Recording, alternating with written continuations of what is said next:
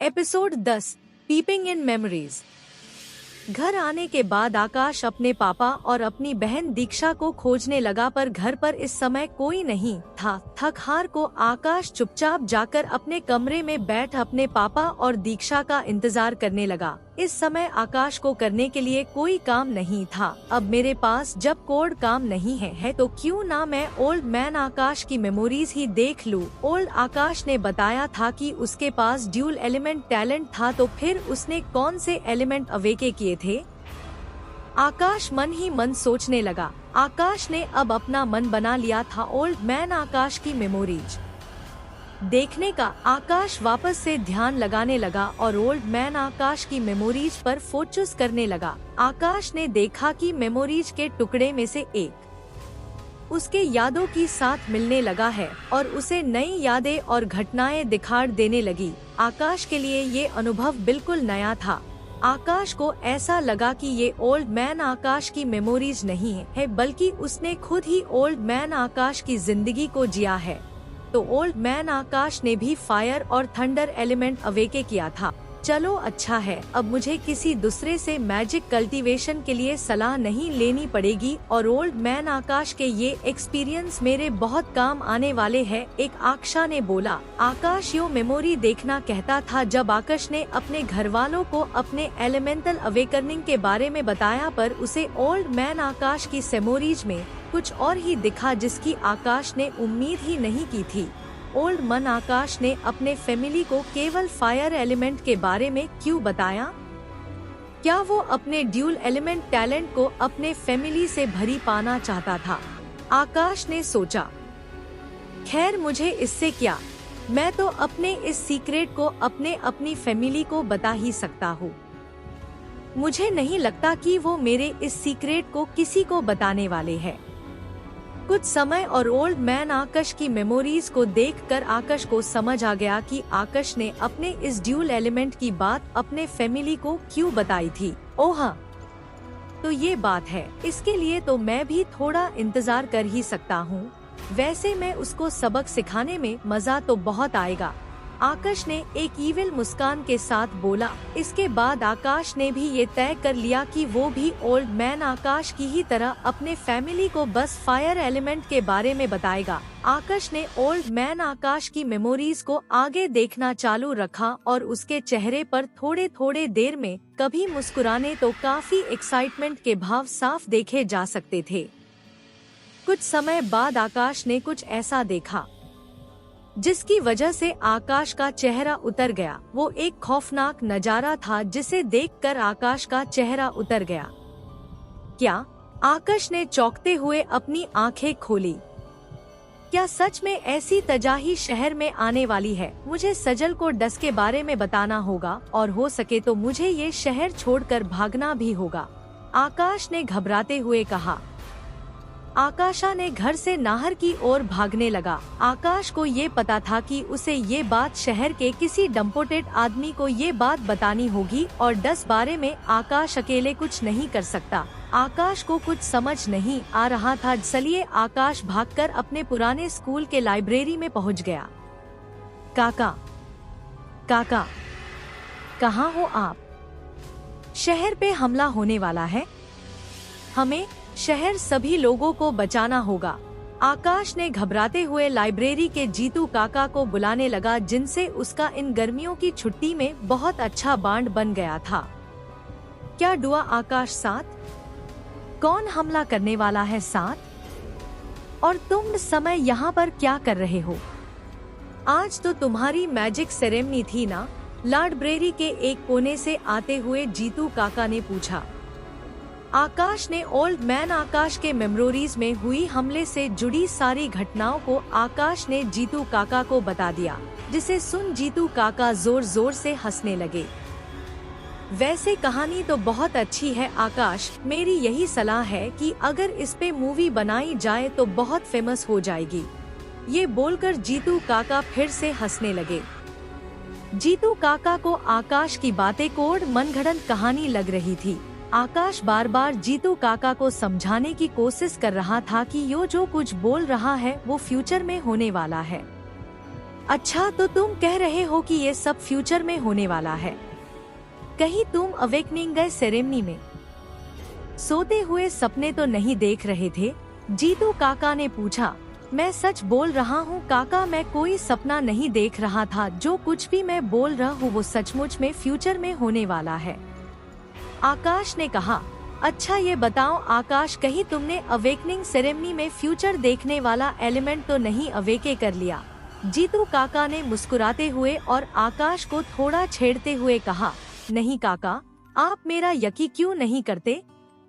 क्या मैंने आपसे कभी झूठ कहा है जो आज कहूँगा? और मैंने कोई ज्योतिष वाला एलिमेंट नहीं जगाया बल्कि मैं, आकाश ने कहा। आकाश सोचने लगा कि जीतू काका को अपने अवेकन एलिमेंट के बारे में क्या बताए। आकाश की खामोशी को जीतू काका ने कुछ गलत समझ लिया और बोले, कोड बात नहीं आकाश, ऐसा होता रहता है। कुछ लोग होते हैं जो एलिमेंटल अवेकनिंग में नाकाम हो जाते हैं, फिर भी वो अपने बिजनेस या किसी जॉब के बलबूते अच्छी जिंदगी जी रहे हैं। तुम चाहो तो एक्टिंग या फिर की राइटिंग में अपना करियर बना सकते हो। मुझे लगता है कि तुम इस लाइन में काफी अच्छा करोगे।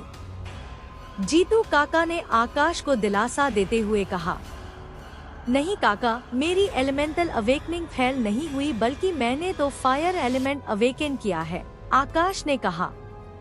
ओह फायर एलिमेंट, बधाई हो आदर्श, अब तुमने भी इस मैजिक की दुनिया में अपना पहला कदम रख लिया है। पर तुम्हें अब पहले से ज्यादा मेहनत करनी होगी और अपने मैजिक कल्टीवेशन में ध्यान देना होगा ताकि तुम एक ताकतवर मेज बन सको, जीतू काका ने हंसते हुए कहा। जीतू काका आकाश के लिए बहुत खुश थे। जीतू काका ने देखा था कि आकाश ने गर्मियों की छुट्टियों में अपना ज्यादा वक्त लाइब्रेरी में बिताया था। जीतू काका के हिसाब से आकाश एक अच्छा और मेहनती लड़का था। उसका फायर एलिमेंट को अवेकन करना उसके मेहनत का सबूत था। जो ये दिखता था कि मैजिक स्कूल में कम नंबर लाने के बावजूद आकाश ने हार नहीं मानी और लाइब्रेरी में आकर अपनी पढ़ाई पे फोकस किया। आकाश ने जीतू काका को समझाने की बहुत कोशिश की पर उन्होंने एक 15 साल के बच्चे की बातों पर भरोसा नहीं करने वाले थे। आकाश लाइब्रेरी से बाहर आकर अपने कुछ और लोगों को बताने की कोशिश की पर कोड उसकी बातों को मानने के लिए तैयार नहीं था। थक हार कर आकाश घर आ गया और सोचने लगा। ओल्ड मैन आकाश ने कहा था कि मुझे टाइमलाइन के साथ छेड़छाड़ नहीं करनी चाहिए और टाइमलाइन में बड़ा बदलाव फ्यूचर में किसी बड़ी अनहोनी को अंजाम भी दे सकता है। क्या करूं पर डटनी बड़ी बात जानने के याद मैं हाथ धरे भी तो नहीं रह सकता, आकाश ने सोचा।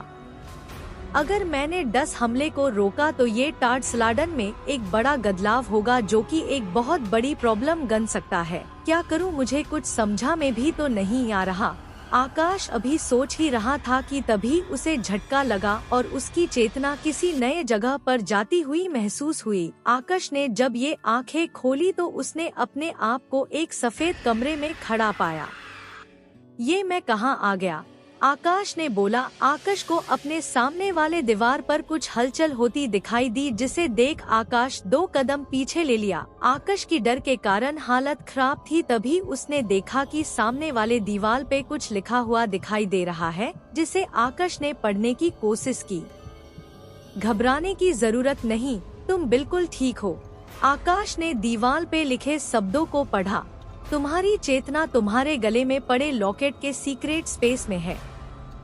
दीवार पे लिखे शब्दों को पढ़कर आकाश की घबराहट थोड़ी कम हुई। आकाश को याद आया कि ये लॉकेट ओल्ड मैन आकाश का एक खास ट्रेजर था, जिसका ओल्ड मैन आकाश ने ध्यान रखने को कहा था। ओह डॉट लिटिल ड्रैगन, तुम बाहर से जितना कूल दिखाते हो अंदर से तो तुम उससे ज्यादा कूल हो। मैं सोच भी नहीं सकता था कि मैं तुम बात भी कर सकते हो, आकाश ने एक उत्सुक बच्चे की तरह कहा।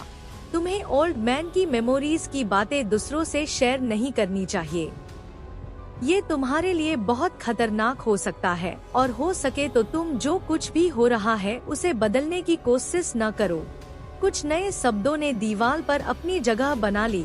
घर लिटिल ड्रैगन, उस हमले में बहुत लोगों की जान जा सकती है, हमें ये सब रोकना होगा। मैं सब कुछ जानकर ऐसे चुपचाप नहीं बैठ सकता, मैं सब कुछ जानकर भी डटने लोगों को मरने नहीं दे सकता। आकाश ने सख्ती से अपनी बात रखी, जो हो गया उसे तुम बदल नहीं सकते। तुम्हें क्या लगता है कि तुम अकेले ही 10 हमले को रोक दोगे? 10 में तुम्हारी जान भी खतरे में पड़ सकती है। अगले कुछ शब्द ने दीवार पर जगह मई ले ली। पर मैं उन्हें मरने भी तो नहीं दे सकता, आकाश ने मायूस होते हुए कहा। मैं तुम्हारी फीलिंग्स समझाता हूँ, पर कोई भी किस बदलने के लिए तुम अभी बहुत कमजोर हो। और तुमको क्या लगता है टाइमलाइन में बदलाव करना इतना आसान होता तो ओल्ड मैन आकाश ने अपने आप को बचा लिया होता, पर वो नहीं कर पाया। इसका मतलब उस लेवल के पावरफुल आदमी के लिए टाइम में बदलाव करना मुश्किल था। मैं समझता हूँ, पर क्या ओल्ड मैन ने मुझे इस दुनिया में इसलिए नहीं बुलाया कि मैं उसकी मदद कर सकूँ? फिर तुम मुझे ऐसा करने से क्यों रोक रहे हो? आकाश ने रोते हुए पूछा। तुम अभी बहुत कमजोर हो, अगर दुश्मनों की नजर तुम पर पड़ गई तो तुम ओल्ड मैन आकाश की कोई भी मदद नहीं कर पाओगे, बल्कि अपने जिद की वजह से खुद भी मारे जाओगे। आकाश लिटिल ड्रैगन की बातों को समझ गया कि वो अभी कुछ भी करने के लिए वो बहुत कमजोर है, और कुछ चीजें बदलना अगर ओल्ड मैन आकाश के लिए मुश्किल है तो उसके लिए तो नामुमकिन होगा। लिटिल ड्रैगन की बातें समझने के बाद आकाश का मन शांत हुआ और उसकी चेतना सीक्रेट स्पेस से बाहर आ गई। क्या फैसला होगा आकाश का? क्या वो अपनी जिद छोड़ देगा या मुसीबत से शहर को मुसीबत से बचाने के लिए आगे आएगा? कौन करने वाला है शहर पर हमला? जानने के लिए सुनते रहिए डार्विन साहू आर्यन आजे डीके पर।